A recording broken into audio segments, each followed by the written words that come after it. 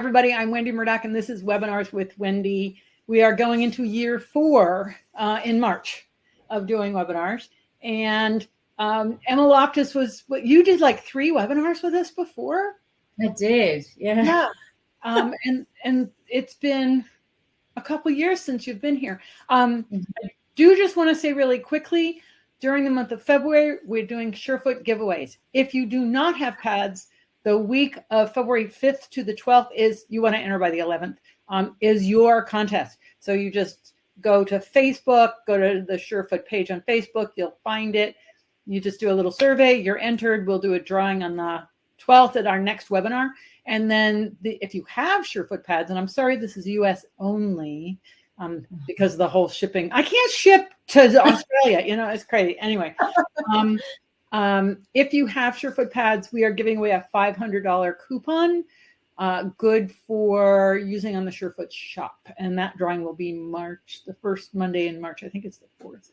So anyway, be sure to stay tuned and make sure you enter those contests by going to Surefoot Equine on Facebook to find the place to click the link. Okay, so today we have Emma Loftus. I'm so excited. I haven't seen her in so long, and I'm really happy to have you back. So welcome. Thank you so much for asking me. I was like, oh my God, that's amazing. All right, so tell everybody a little bit about you, because some people might not know who you are. Okay, yeah, I'm a registered biodynamic craniosacral practitioner. My background in horses began when I was 6 and riding ponies. And then I was kind of obsessed and wanting to be a jockey. So from the age of 16 until my early 40s, I was riding track work and rode some races with a little stint in a, regular job in between. And then I really wanted to do a modality to help horses. And I came across something at Equitana, which is a big horse expo. And they had Tellington Touch, which I know Wendy has a huge background in that with the Surefoot as well. And they had Craniosacral Therapy. And the Craniosacral Therapy resonated with me. I attended both of those demos. So I began studying equine craniosacral, and then I came across the biodynamic branch, I guess, of this modality. And that really, I wanted to learn that full time. And that was sort of where I am now. That was in 2017. I went to London and did my training, graduated in 2019. And now I just keep doing advanced craniosacral so I can keep my registration up. And I've been very fortunate to collaborate with some amazing people around the world. And just a massive thanks to Wendy, who really connected everyone during those lockdowns by doing these webinars in her own time, free of charge, and, people come up to me and go, oh, I've seen your webinar with Wendy. And, you've done how many? Over 200. Over 300 and counting. Yeah. And some amazing speakers, really, really good. So just thank you for asking me to come back on. Oh, you're so welcome. And just so people know, my other computer with my nice background would not provide sound. So I am on my alternate computer and have this lovely weird, but it kind of fits with the biodynamic craniosacral to have this kind of ethereal background. So I put myself over here in the corner just so you can have center stage. Thank you. Well, we didn't really, you and I didn't discuss what to talk about. So because it was sort of at the forefront of my brain, I did speak to my colleague, Shay, who I've done some collaborations with. Shall I just talk about this some more? So I thought we would talk. I did a recent post on concussions and yeah, that would be awesome to talk about concussions, please. And just so that people understand what's the difference between what we know of as craniosacral and biodynamic craniosacral. Well, I guess if there's a history on it, was obviously its origins are in ancient healing. And then that was very much influenced the founder of osteopathy, Dr. Still, who one of his students developed osteopathy and extended osteopathy to the cranium, which is known as cranial osteopathy. or osteopathy in the cranial field, which has now sort of become craniosacral therapy. Dr. Upledger, I believe, I might be mistaken, has developed craniosacral therapy from that. And but it was actually biodynamic craniosacral draws its origins from osteopathy and ancient healing. And Dr. Sutherland, who developed cranial osteopathy in the I want to say 1940s, in his later years of treatment, he began to listen to something even deeper than the cranial rhythm, and did less. So basically, cranial osteopathy or osteopathy in the cranial field will, even though it's light touch, there will be some slight motion testing. Biodynamic is even less than that. So it's a lot more working with deeper forces within the body that are very stable. And so they're the underlying forces that we reorient troubled structure to. If that's probably the best way I could describe it. But so it's probably the more modern branch of it, and it's gaining huge popularity. I love it, and horses love it too, because it really encompasses a much wider, deeper way of being. That's actually our true origin. So when I think of the word biodynamic, I always think of farming. Yeah, I know. There's been a lot of people, I think, there's probably a lot of arguments around who came up with the word biodynamic and whether it should be used in this or not. But it might be drawn from an embryologist called Erich Blechschmidt, which, again, embryology is a key part of this particular training, which basically means living forces. Okay. Yeah, that's actually it. So that makes more sense that it's living forces, because dynamic is what it is, and bio is any kind of biological. So yeah. I mean, I always describe it to anyone that's kind of needing to know what it's about. I mean, our bodies are an ecosystem. So we reflect our inner world and our outer world. We are a living cosmos, so if in nature things get blocked, you're going to start to see disease and degradation. And it's the same with our bodies as well. So the whole idea of the osteopath or the craniosacral therapist is to really help the body in removing those blocks so that everything can flow again. And so it's interesting, because I think when you start to get sort of deeper into any of the primary modalities, I mean, for me, it's Feldenkrais. I think when you explore it long enough, all of these threads start coming closer and closer together.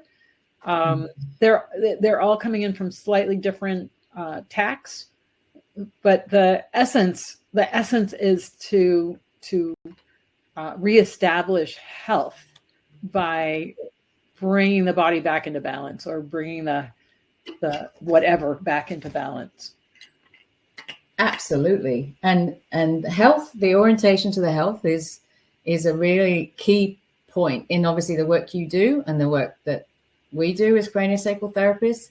And the nugget of that is that the health is never lost. It's never lost.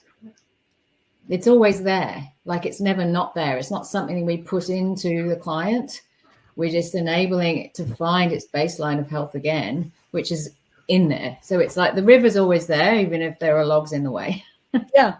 Well, Feldenkrais would say that health is the ability to recover. And when one couldn't recover, it didn't mean you weren't going to have something happen, but if you couldn't recover, you were no longer healthy. I mean, in that regard, it sounds like if you're healthy, something happens, you can get back to the flow. But if you're not healthy, that dam, if you will, those logs stay in place and you can't recover.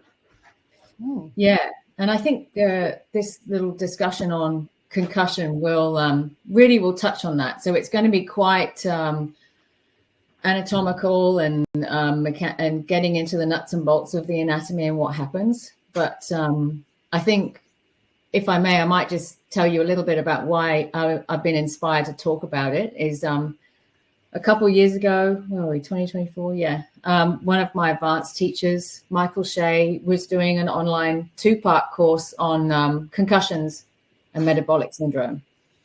And there was some really quite new and groundbreaking research, as there always is, regarding brain function and whole neuroendocrine immune function, in that, you know, with a traumatic brain injury or a mild traumatic brain injury, the consequences can be far-reaching and may not be seen for months or years. Now, my colleagues and I, you know, that do iridology and craniosacral, we can see in the eyes when there's been a mark in the head, and we often see marks in the gut. Now, and so that's where I'm like, we need to talk about this more. So we sort of talked about it with each other for a few years, and you know, my wonderful colleagues in Tasmania have really helped me doing some iridology mapping with dissection and investigation. And that's why I put the post up. That's why we started talking more about head trauma, is because we need to start looking at how we can have a really multi-pronged approach when there's been a mild head injury, whether we can set up some biomarkers in a veterinary practice that can then go, yes, this horse has had a mild head injury, so we need to send you to this person, and we're going to send you to that person. And so that everything gets treated, not just the gut, but the head as well. Wow, that's really interesting that you can see the markers show up in the eyes. Yeah, it is. And I haven't got eye photos up in this presentation, only because I think it's more just, there's probably a bit of eyebrow raising, or maybe people are a bit dubious about that. But I often take eye photos just to see for my own interest. And because we're having, private discussions with groups in the US using 2 different maps, and using dissection case studies with my colleagues in Queensland and Tasmania. So we're still miles away from anywhere, and we just need, I just want to have the discussion, really. And I want to really make that clear. I'm not diagnosing. I'm not saying this is a fact. I'm just saying, let's have a discussion. We need to really pay more attention to our horses' heads. And somebody said something to me the other day, and I'd actually had the very same thought that day, which is, why don't we pay attention to our horses' heads more? Why do we not think that a head injury is a problem to a horse? We know it is for people. We're finally starting to really acknowledge the importance of being evaluated and treated for head injuries in people. But it's taken a long time. It took the whole NFL thing before we really started to go, wait a second, Yeah. And look, in horse racing over here, Wendy, if a jockey or a track rider gets concussion, they're just stood down for a week. Right. That's it. But, it should be, you need to see a cranial osteopath. You need to see a craniosacral therapist. Yeah. All right. Well, let's dive in. All right. So I will whiz through this presentation. So shall I just hit? You should be able to hit screen share, and it should work just fine. All right. Okay. So. There we are. That's crazy. Cool. Can you see that? Yep. Oh, wow. All of it. So you can see that, yeah? Yeah. Looks great. All right. Great. So I've got so many people to thank that sort of, helping me, and we're working together on this. But I was initially asked to do a little bit of a talk with the Equine Studies team last October on just, again, beginning this discussion, head injuries and gut. Can we start to look at it? So, and then, of course, Shay Stewart and I have done a first of a 2-part webinar on head trauma in horses. And then I'm always in discussion with my colleagues in Tasmania and colleagues in the US. So we're hoping that sort of more people can start talking, and we get more people on board, and people can start doing their own research, I guess. Okay. So this webinar, I'm really just going to focus on the impact of concussion. Obviously, what we know in humans and what we can start to look at in horses, there's so many types of head injuries. Obviously, we're just going to look at what might happen, even birth compression, the compressive forces on the head. If the foal gets stuck or is too big or even comes out very fast, that can cause a lot of disruption to the head and the surrounding structures.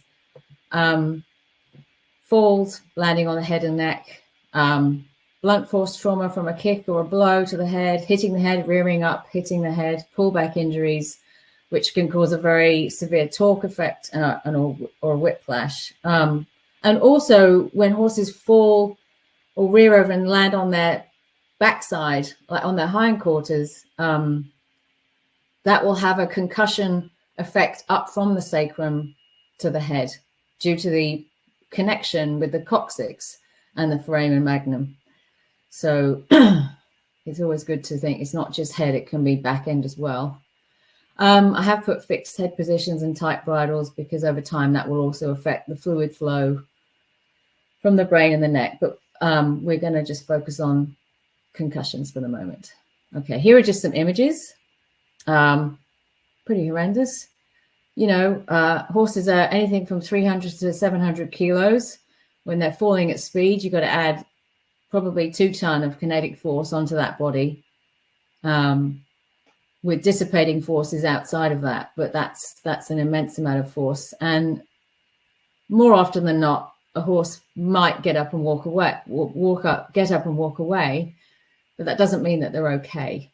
And we're going to look at more of that a bit later. I've also put this little picture in the middle here, in the center of that, with horses play fighting over the fence or in the paddock, and they can often hit each other's heads.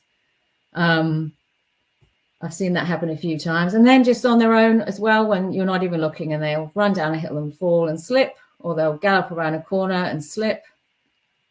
Riders falling off, pulling the bridles, pulling on the head. Yeah. Here's some other photos. We've got, yeah, obviously birth, pullbacks. The bottom black and white one is a horse who I've been seeing who actually got kicked by his mother there at speed. Oh. And yeah, the forces were so severe down his neck, he lost the hair on the top of his top part of his neck.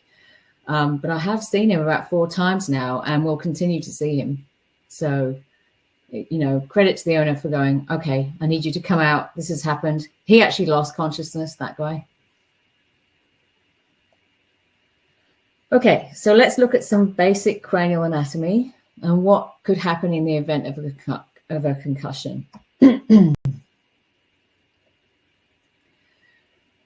Right, so on the left, we've got just a meta illustration of a human cranium. Just to show you, obviously, the bones, as a craniosacral therapist, or if you're a cranial osteopath, the bones of the head are basically the interface of how we can help torsion or imbalance inside the skull. And so, as you can see, inside the skull, we've got a continuous membrane system originated from mesenchymal tissue called the dura, the dural meninges. And there are 3 layers to that, and I'll show some other slides so you can get a visual. And these are continuous with the periosteum inside of the skull, and they connect to the bones inside of the skull, the temporal bones, the sphenoid bone, the cranial base, the occiput, parietals, and frontal bone. So there's not one area that's not connected.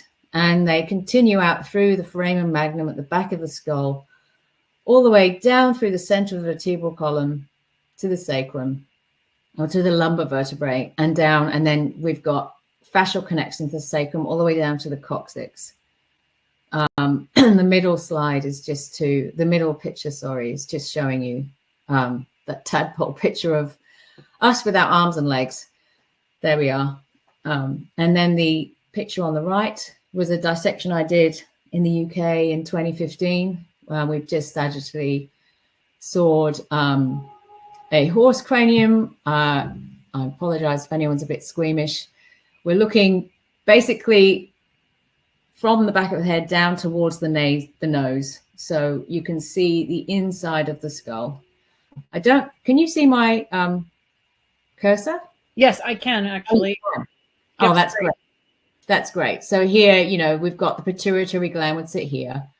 And then we've got the temporal bones. That's the inside of the temporal bones. See how it's all continuous? But underneath here, the parts of the dura attached to the sphenoid and the ethmoid. So that's between the eyes and behind the eyes. Here's some more images on the left here. We've got, that's a same dissection in the UK. That's the part of the dural meninges there. There's someone with some tweezers, just pulling it up so you can see it. This is the dura mater, the tough mother. The pia is the very delicate one around the brain. So you can see how tough that is. And then on the right, we've got a image that I've taken, and I'm just crediting as well the team behind Bones, Brains, Bodies and Behaviors, who are doing some great work looking at impacts of head injuries on the horse's brain. So let me just take you through this. Here we've got the spinal cord exiting out the back of the skull. This is the dura mater here that my cursor's going around. And then you see these lovely, beautiful spider web-like structures. That's called the arachnoid mater. And so meaning spider web, and dura meaning tough. And within here flows cerebral spinal fluid. And then here's the spinal cord, and that's surrounded by almost like a cellophane type wrap called a pia, meaning delicate mother. But that is extremely important. They're all very important, but the pia is often underrated. So we're going to talk a little bit about her. Now, I don't know, will this play? This is from YouTube. So let me know if it plays.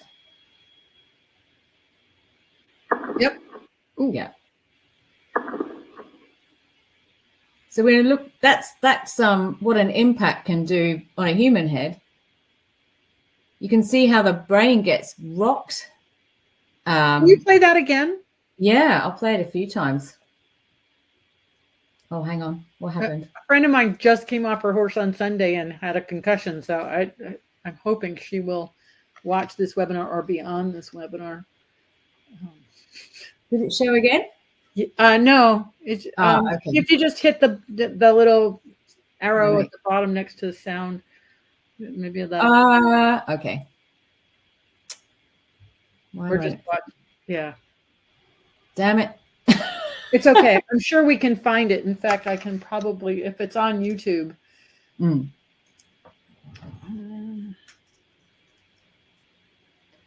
I can probably. How do I get to the next slide? Oh, what's that? Do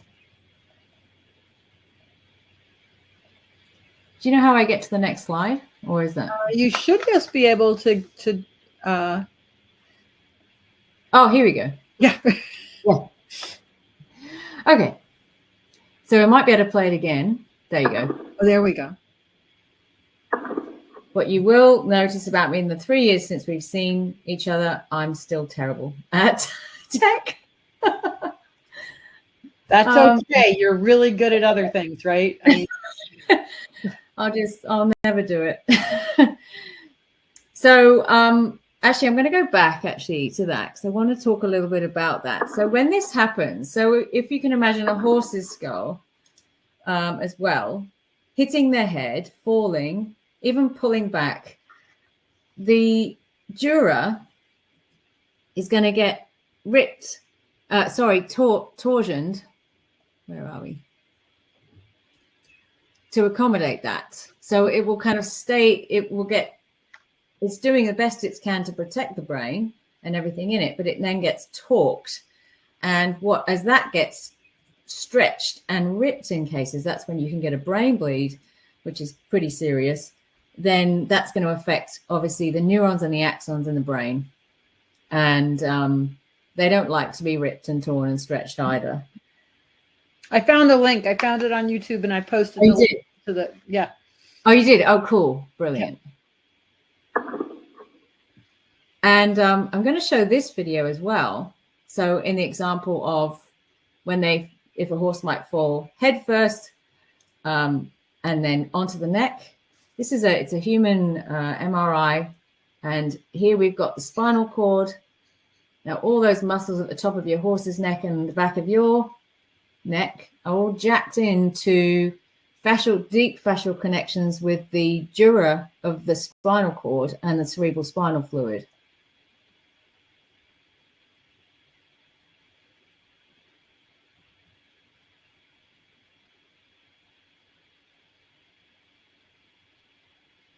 So you can think of, say, the effects of fixed head positions with horses, but for this webinar, we're going to really look at the effects of pullbacks, falls, and how that can just really lock everything down around the brain and the spinal cord and the neck. Yeah, and I think most people think that the spinal cord is to provide mobility, but really it's the vertebrae are there to protect this spinal cord. Like they're trying to limit movement so that it doesn't get pinched and damaged. And, I think that's a kind of a better way to think about it is like, yes, we want movement, but you don't want so much movement that you're pinching on this stuff. That's right. And actually on the outside of the spinal cord are epidural ligaments that also act as kind of guy wires, particularly around the lumbar area of the spinal cord, anchoring the free-floating spinal cord into the vertebral column. But, a huge torquing effect is going to stretch that, and it will just be held in that position. It'll do its best to come into balance, but I think that's where you do need some of that hands-on help to help things come back into balance. And we'll start looking at what on earth is going on if that doesn't happen. Here's a very close-up photo taken from a dissection. Again, my colleagues in Tasmania, Ev and Indy, doing great work here. We've got the cerebellum. The cerebellum is the reptilian brain, but I think it's a very underrated brain. To be honest, it's got 50% more neurons than the cerebrum. And in the horse, it's much larger. It's not just about locomotion and proprioception. There's huge amounts that we don't know about this. And it's just being lifted out. And you can see the spinal cord there. And at the front of it here, that's where the cerebrum would sit, the bigger part of the brain. But I mean, how you can see all these beautiful nerves here and vascular and fascia that can get really locked down and torsioned during a concussion. So what do we know so far? Research on traumatic brain injuries, concussions in horses. Well, I did have a bit of a look at ResearchGate. There was some research on head injuries and concussions in riders, not that much. And there wasn't anything on known concussion in horses. There was some on like traumatic brain injuries in horses, where they've done some really serious surgery or when they've had a sphenoid fracture, and the prognosis is pretty poor, but nothing on concussions, mild to severe. And I'm like, well, in a way, okay, that's not great, but in a way it's really good because we need to go, well, then we've got loads of room to start looking at this. So basically, what am I going to say next? I just want to make sure I'm not jumping out anything. In humans, the biomarkers can be blood, saliva, and of course, cerebral spinal fluid, but that's a pretty invasive way of measuring on the live person or animal. So, it would be great to start looking at how we can start to, if we know a horse has had a fall or hit their head or had a pullback, can we take a saliva sample or a blood sample and look at what's happening? And that's an indicator that the horse has had concussion, and then treat accordingly.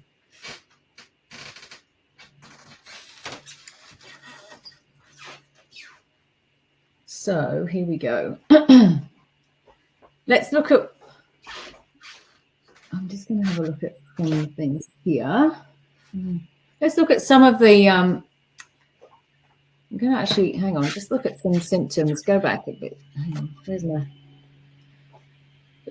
basically the known symptoms of concussions in people can be anything from, well, if anyone's had a concussion, have you had a concussion, Wendy? I know I have. What self-respecting horse person hasn't? I know. And nearly every horse person will book their horse in before themselves, which is lovely, but also you got to look after your head as well. And I know I've been knocked out when I was, I don't know, 10, and then I had a car hit me on 2 different occasions. And I got concussed at speed riding a quarter horse, a quarter horse racehorse. And of course that was in my 20s. So I didn't get treated for these until I was in my 30s when I'd come across craniosacral. Now, if it's you've had concussion if you're dizzy and there's a loss of consciousness. So that's what we would, but there's also mild concussion where there's no loss of consciousness. And generally we're told not to fall asleep or not to lie down, but I think, I feel like your brain's trying to repair, so you do need to rest, but there's just not much happens in the aftercare after that. So some of the symptoms that can come up with a concussion are, obviously, we know loss of consciousness, a dizziness, and this is not of a vestibular origin, which is important to know. So that to me explains what we're seeing in that video, where this huge contracture whiplash effects happens in the brain, torsioning the dura that then pulls on the brain and the neurons and the axons and can affect the core part of the brain, the thalamus, the hypothalamus. We've got pituitary, pineal, the corpus callosum dividing the hemispheres. So is the dizziness coming from there? Is it the fluid disruption? Loss of appetite can happen. Sometimes overeating can happen because the vagus signaling can get disrupted, and that can basically not tell the gut that it's full. Irritability, anxiety, cognition issues, memory loss, metabolic problems. We're going to talk a little bit about that. Exercise intolerance. Now, this is known in humans, but we can see this in horses. Now, sleep-wake cycles can be disrupted. And this is interesting because that then got me thinking about sleep deprivation in horses. To me, that's still another area we could explore further. And I'm always going to look at the head injury. Now, if I just pop back to this slide here.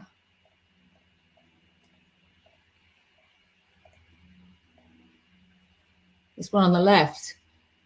This area here, when that gets really tight, that will affect the sleep-wake cycle because it locks down on the core part of the brain, and the pineal can get affected, and basically the deep centers, the autonomic centers.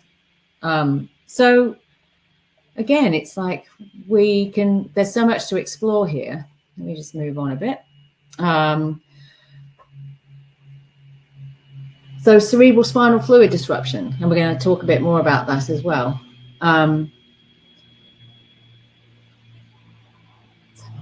Oh, no, that's not what I wanted to do. Vascular flow, the venous sinuses, the lymphatics and the glia. So I'll talk about that with some nice images as well. But these beautiful continuous membrane system in the head has more than just a protective and supportive element. This actually has a vascular flow in it, and it has a lymphatic flow in it, and obviously the cerebral spinal fluid flow. We'll just have a little look at how important this stuff is. It's one of the highest known elements that are contained in the body. This was spoken by Dr. Andrew Taylor Still, and unless the brain furnishes this fluid in abundance, a disabled condition of the body will remain. He who is able to reason will see that this great river of life must be tapped and the withering field irrigated at once, or the harvest of health forever be lost. Now, Dr. Still also spoke about the lymphatics. If they're working well, health will be there. And in osteopathy and in the biodynamic work, we do a lot with the vascular supply. And one of the quotes is the rule of the artery is supreme, but the cerebral spinal fluid is in command. Now, cerebral spinal fluid is derived from blood plasma in the brain. Now, if the core brain is disrupted, the beautiful structures that make the cerebral spinal fluid can start to degenerate because, and I'll show you with some images later, things start getting congested. The bottom quote is from another osteopath who basically is a successful response from the cerebral spinal fluid is an intensified interchange between all fluids of the body. It's definitely evident that the reaction is systemic and includes the whole body, even within the bones. The composition of CSF has the same composition as the ground substance of fascia. So it's hugely interrelated. So the questions that I have are, obviously I see in horses are, when we have a head injury that's unaddressed, are we starting to see cognition issues? Are we starting to see neurodegeneration? Are we looking truly at what we know as PPID or Cushing's? If it's not if there's a tumor on the pituitary, if a pituitary isn't functioning, has there been a head injury? Is that affecting the function of it? If we have sleep deprivation, is there dysfunction in the role of the meninges and the lymph system in the brain?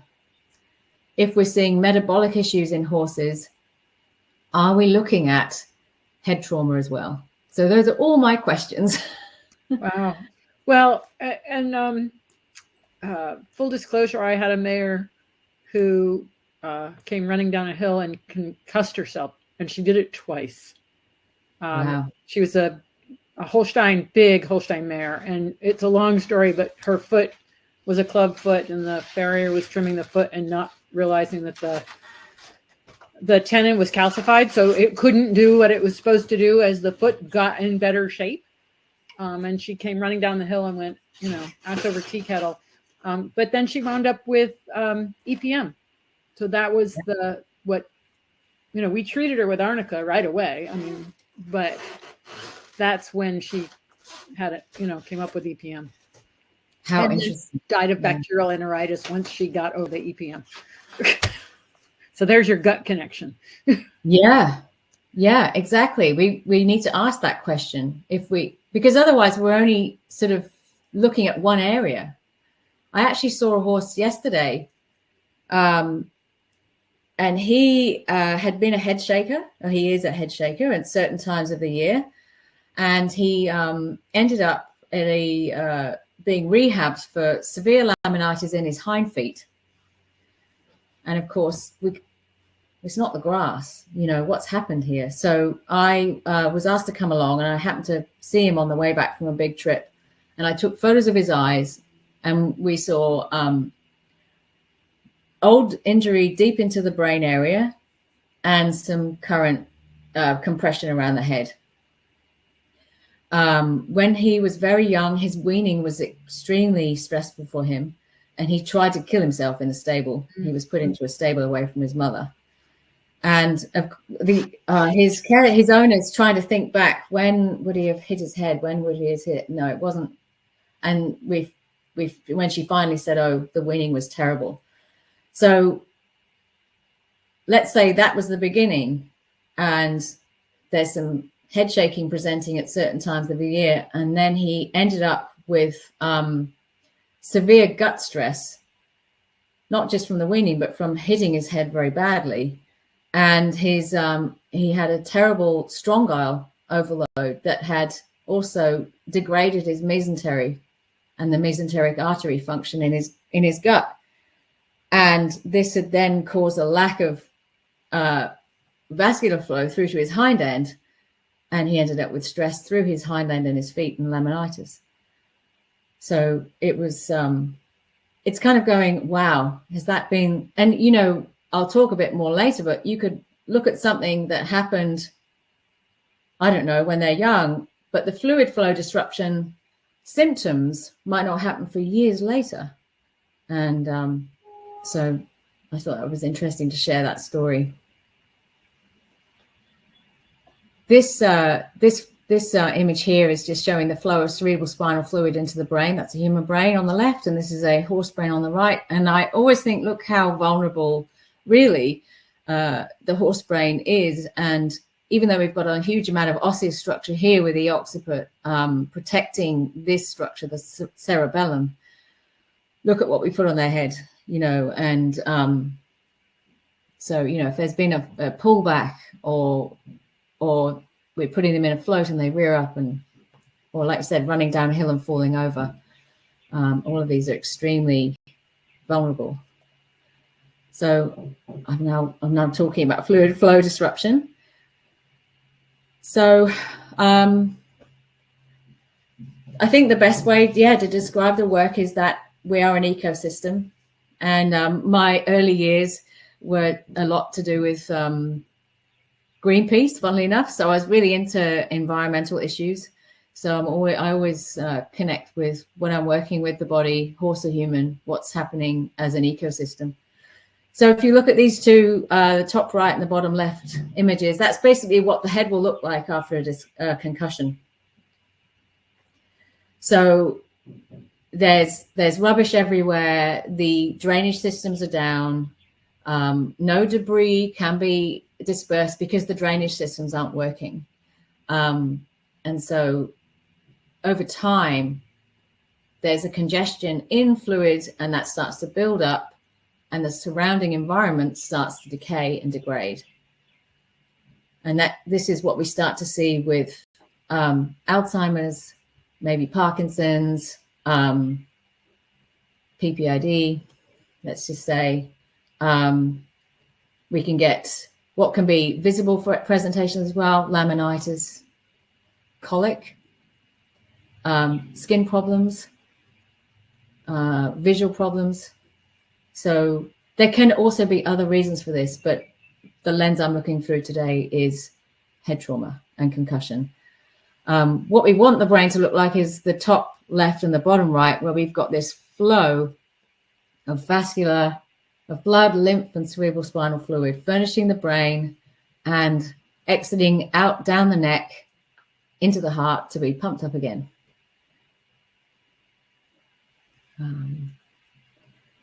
So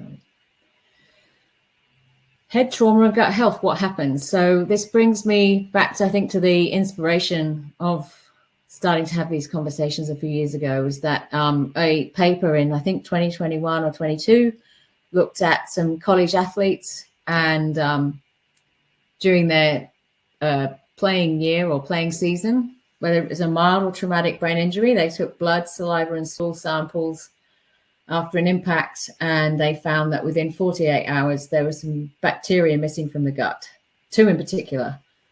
And so that made me think about what we see with horses. We're often looking at how to deal with a metabolic issue, how to take them off the grass. And then I think with horses, we have a huge rabbit hole, because often horses will have a poor gut to start with because of domesticity, because we're feeding them on the same grasses, because they may not be able to move around as much. In saying that, though, a lot more people have, thanks to some great colleagues out there, you know, Sam McCormack's one of them, who's really advocating the use of track systems. Even in a restricted environment, you can still keep them moving, making sure they're moving, different enriching your environment, different types of forage. It's not always possible, but that is what we need to look at, and how to repair a gut biome. Now add a head injury, and we have a comorbid state. So if the gut is bad already, if it's not in great shape, a brain injury will take longer to heal. If the horse has had a head injury, and then we start to see gut issues, and we start to see what is known as metabolic issues, we need to look at more than just blaming the grass and taking them off the food and trying to change the diet. We need to look at what's happening in the head. And why is this? And this is a quote from Michael Shea. So with a head trauma, molecular signaling is interfered with between neurons and the endothelium of the cerebral vascular system. Even one traumatic brain injury can have lasting consequences. If we look at the slide on the right here, it's a close-up of the cerebrum. The brain tissue is highly vascularized.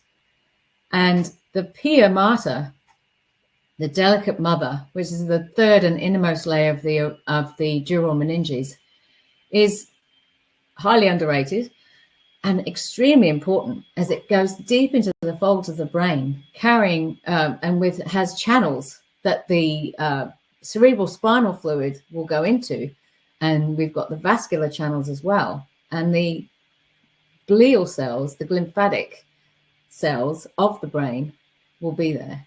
Now, if that's been disrupted or torn, or the surround of the meninges, the pia is stretched, the arachnoid is stretched, the dura is stretched, that drainage system is going to get disrupted, and we start to get a buildup. And this can be measured in blood and cerebral spinal fluid and saliva samples. There are, I don't know if I've got it here. Yeah, well, I know just from listening to lectures and reading some stuff that there's a protein called a tau protein, which can be accessed by cerebral spinal fluid tap. If that gets set loose, basically, from a cytoskeleton of an axon or being destroyed, then we start to get a buildup of plaque. And we know in neurodegenerative disorders such as Alzheimer's, the buildup of amyloid plaque or plaques will result in the loss of cognition, a reduction of cerebral spinal fluid flow, and a slow decline in whole function. And the subject's close to my heart because my mother has Alzheimer's, and she also had a severe head injury and loss of consciousness. She also had a spinal tap with her fourth child and lost cerebral spinal fluid. So, and there were other reasons as well, but I think that the untreated head injury was a big one. Yeah. Please stop me if you have any questions, Wendy. No, all I'm going to tell you is that when I was working at Dartmouth Med after undergrad, I was the sole research assistant to my boss, who was having me look for amyloid fibrils in a wide variety of tissues. And at 22, you don't ask him why, right? And so I created all these incredible images of plaque in the brain. Wow. I'm cited on 13 papers related to Alzheimer's, to the plaque. That's amazing. I know. And it's like, and now you want to go back and go, why were you studying? Because this was 79. Really? And you could find that plaque in heart, lung, brain. Yeah, I'd go to the morgue and get tissue and come back and do the histology. And then Congo red was the dye that you used to make it fluoresce. That's what I remember. Isn't that amazing? It's the weirdest world, isn't it? Like, I love it. And so that's the thing that they're finding is associated. But there are breakthroughs that are happening, and research is coming out about how to kind of disrupt the tau or alter the tau. So we're getting there. Don't you love that there's something called the tau in the brain? Like the Tao, I think that's pretty cool. But there are biomarkers in the blood, so we don't need to necessarily do a CSF tap, because that's where I want to sort of go with how we can start to really look at. I mean, I saw a horse a few months ago who he got himself caught on a rope halter. He stepped on it, he freaked out, and he ended up with a blood nose, and he would have had a concussion with no loss of consciousness. And thankfully, his owner got me out to see him probably a week or so later. But I think it would be great for veterinary science to really start to go, well, let's take a saliva sample, let's take a blood sample, so we can really go, yes, there's been a concussion, and treat it as such. I think that would be. And I don't think a lot of horse people realize how that you can have concussion like issues from things like rope halters, because there can be so much force applied, and it can be done so rapidly. Yes, exactly. And like the horse will seem okay, like they haven't, fallen to the ground and lost consciousness. The horse will be, might not want to be tied up again, won't want to be touched behind the ears. And this is where it gets important and interesting, is that they may be asymptomatic, or maybe 2 weeks of being a bit off or head shy, but asymptomatic otherwise. But years later, there is the effects of fluid flow disruption will be seen. For example, in head shakers, I might they might be saying, oh, the horse has allergies. Well, look, I know that with the crazy weather we've had here and the different grasses, yes, that's going to be an effect. But I'll also want to know, have they had a head injury? Have they had pullbacks? Yeah, I think people don't recognize how much pullbacks, because they think of a head injury as you have to hit your head. They don't think of things like pullbacks as, if you will, more like whiplash. Because there's no outward sign. So Madeline Ward is asking, what do you test for to diagnose a concussion? That's a very good point. I'm just looking at my notes because I was looking at where would I find this? There is in humans, certainly they test for a certain protein in the blood and salivary expression, a prognostic value for prolonged post-concussion symptoms. There's a presence of proteins produced after neurons are injured. So, but that's in humans. So we need to know, is that similar in horses? And I think it's just not looked at. So that's why it's a huge open door to go, okay, we know this horse has had a pullback. Can we start to look at what proteins are present when neurons or axons get disturbed? And you can see actually in this close-up picture of the skull, this is the part of the meningeal layer that divides the hemispheres. See how it's continuous and see how it comes down here? This is known as the tentorium. And that gets tight and locked down. We've got sleep-wake cycles. That one really gets affected through pullbacks. And all of this through Someone's asking you to describe a pullback just so she's really clear what you mean. So if a horse is tied up against something and they pull back against that, against the pressure, and they can't get free, and it can be, look, they pull back and it snaps, that can still have an effect on the back of the head, because look at the structures at the pole. We've basically got a direct connection under those muscles of the neck. Remember how I showed that MRI that got jacked straight into the spinal cord and straight into here, this area here. A severe pullback would be where the horse is literally pulling and panicking, and they might slip and fall on their backside. They may break and fall all the way back over.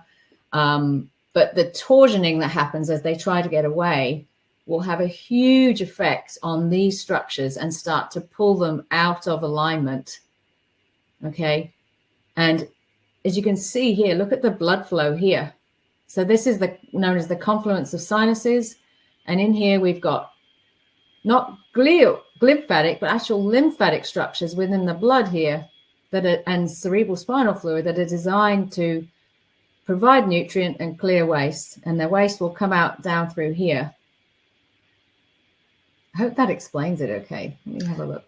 Yeah, and that the thing is that a pullback can occur trying to load a horse in a trailer. He can be tied up. He can, there's so many ways in which that can happen.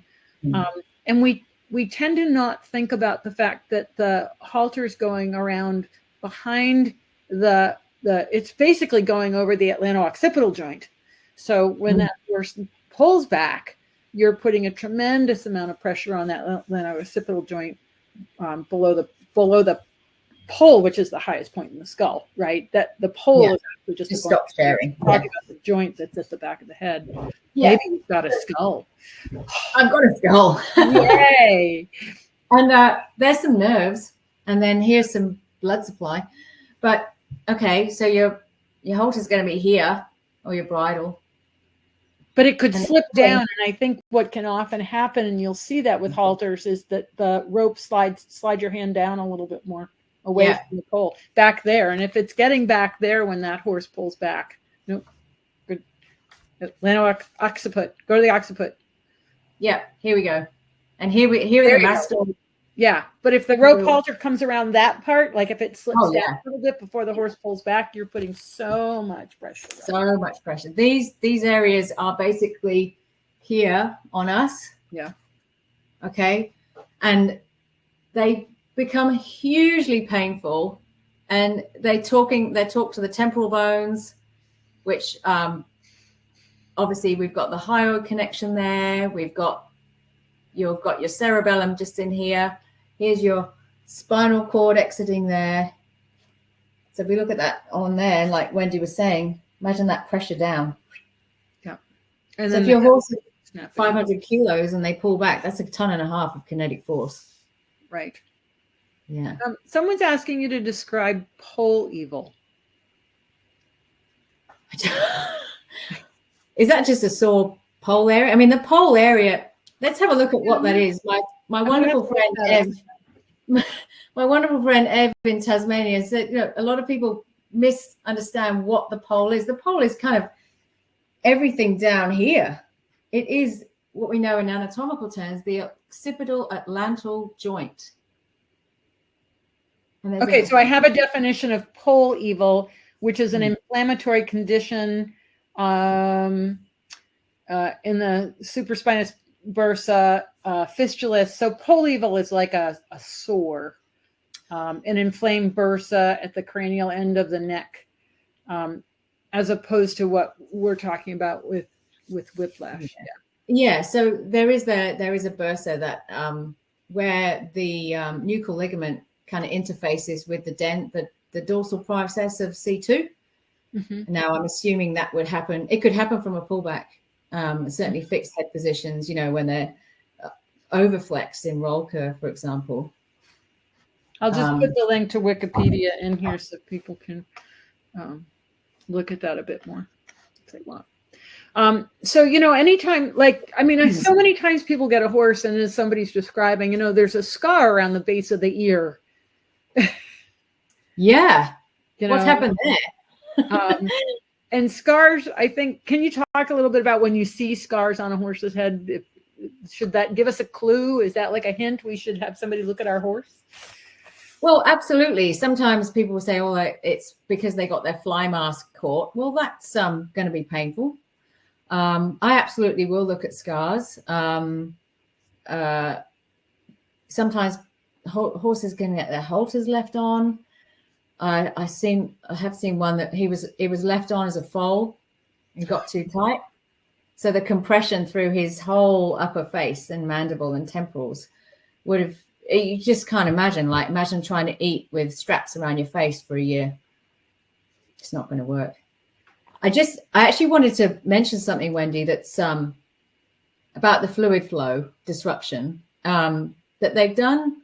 I don't know where I'll have to try and find the research.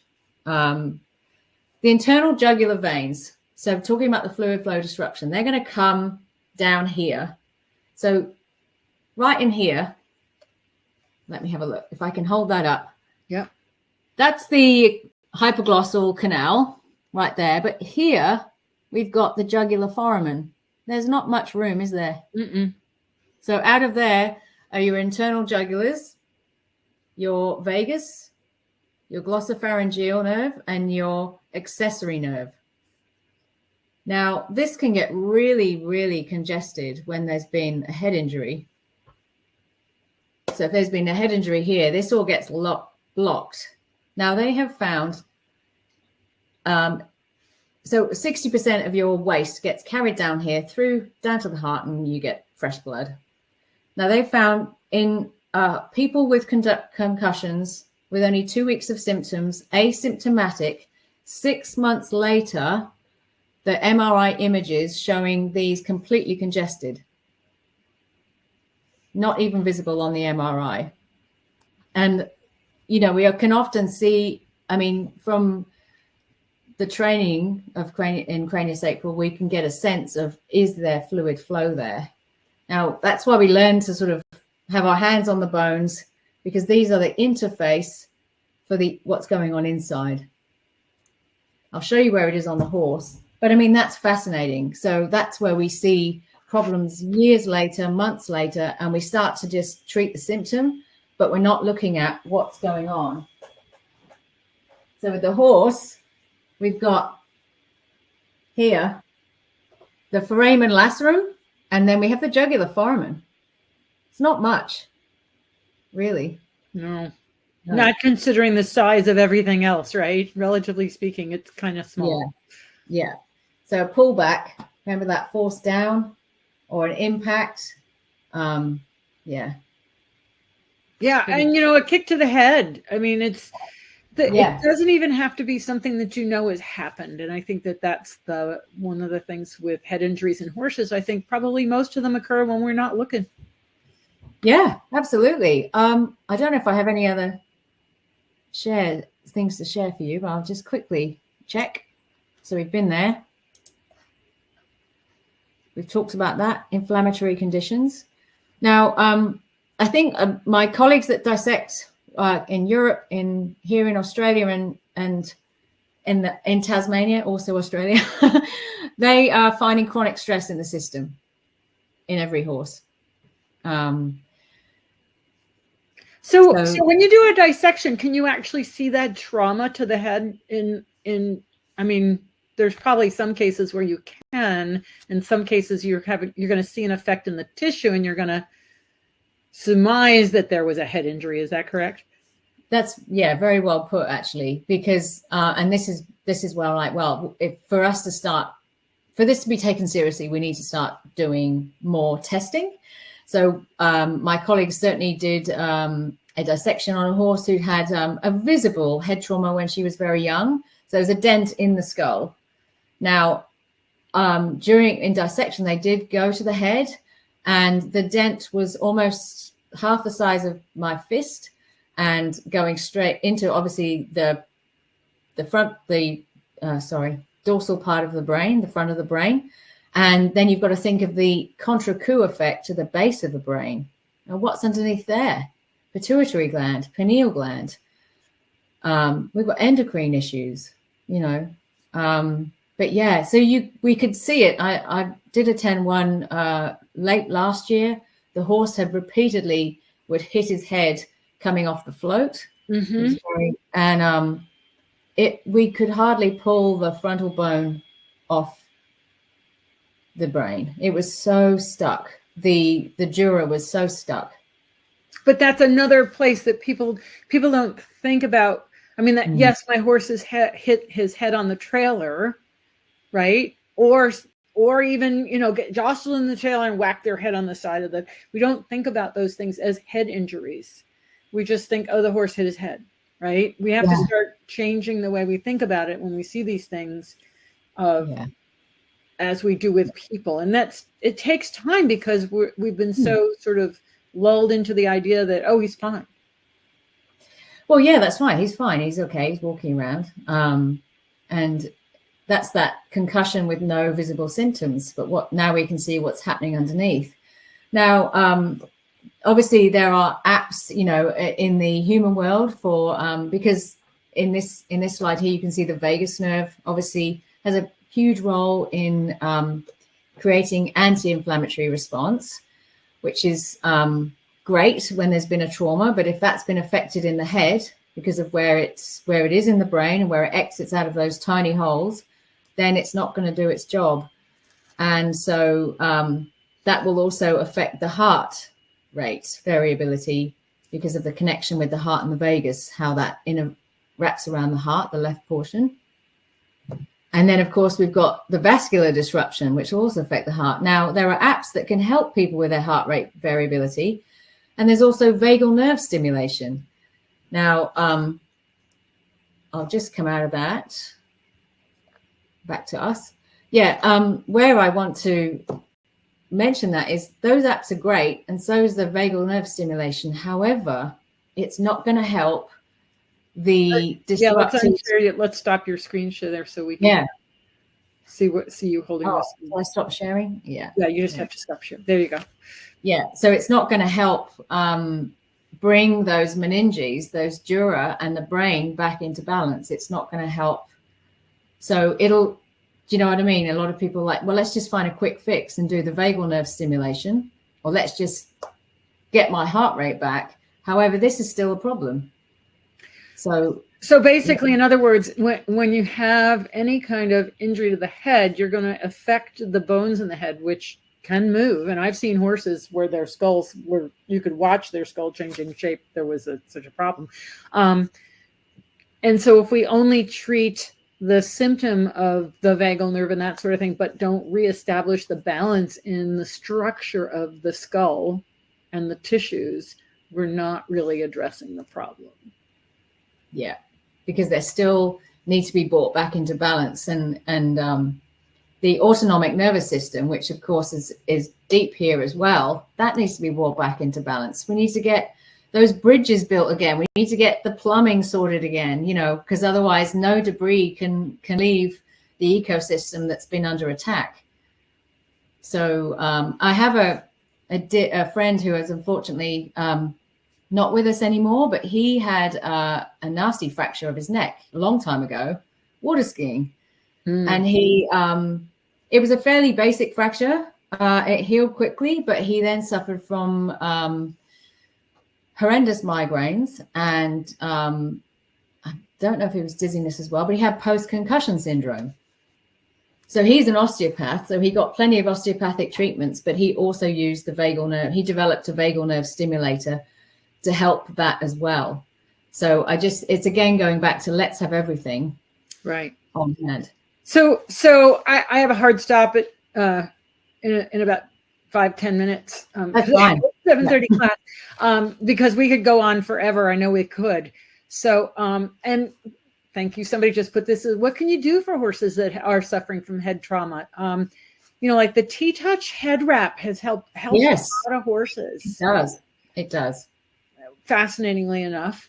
And it's just a light ace bandage that's not tight, that's put over the front of the head and around the back of the head, the behind the ears and over the front of the head. What other things can we do, or what should we be doing as owners if we suspect that our horse has a head injury? If you know of a cranial osteopath or a craniosacral therapist, and like you said, get yourself a T-Touch head wrap as well. And again, it does take many sessions. So sometimes just one session isn't really it'll help get the shock out of the system, but then you just want to have some checks to bring everything back into balance. But one session is better than no session. However, I think, it's not just, especially if the head injury has been some time ago, you need to. So when the injury happened, the sooner you can get, like most things, the sooner you can get to it, the better. If the horse has had regular body work, it'll probably respond faster than a horse that hasn't. You can, Robin Hood wrote the book, All Wrapped Up for Horses. There's also an All Wrapped Up for People. And basically you can use ace bandages. So it doesn't have to be something special. And so I guess the question when it comes to craniosacral therapy is not everybody is a biodynamic craniosacral person. There must be some around. We will be doing some training here, hopefully, in Australia for people wanting to learn more about this. And I think my goal and passion in the future is to provide advanced training for people who are already trained in equine craniosacral, so we can actually really look at vascular flow and lymphatic flow in concussions as well. And I know Upledger had craniosacral courses, so there are people trained in craniosacral. I actually took one of their courses. So you can look for an equine craniosacral person An equine person is going to know horse anatomy versus a human that may not know horse anatomy.